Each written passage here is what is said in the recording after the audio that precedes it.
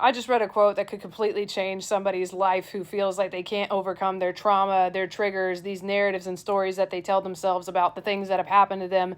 And it wasn't so much the quote itself, but a phrase or a word in the quote that was like, wow. And it was called remythologizing. And you think about whenever you're a kid, you hear all these different stories, these fairy tales, these myths, whether that's about like Hercules or Goldilocks and the Three Bears. And whenever you hear those stories, it's almost the same iteration every time. Like, and to some degree, a lot of us do that with our own narratives about the experiences and the triggers and the traumas that we have went through in life, and the way that that story, even though it pretty much stays the same throughout like the years of us telling it, it kind of keeps us in this same place where even though those things have happened and maybe we're able to validate it, it's almost as if we can't change the narrative to make it work for us. And just like you were conditioned to believe the myth and the narrative of what your life is because of the experiences that happen to you and how that's fact and how it's never going to get any better, or this is just what it is, you could do the same thing by retelling a different story, by reframing what happened to you. And reframing the story doesn't mean that you're lying to yourself. It's not invalidating your trauma or the experiences that you had.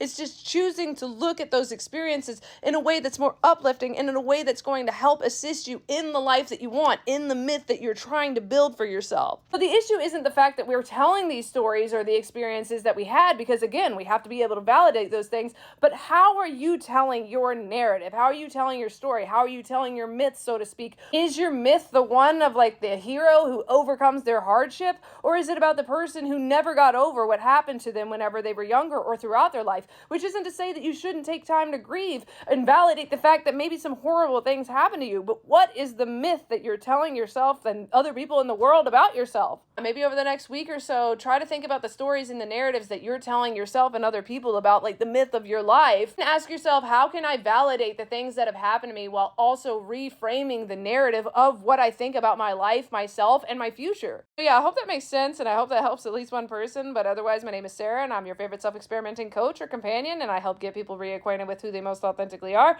You're an amazing person, and I hope you have the best day.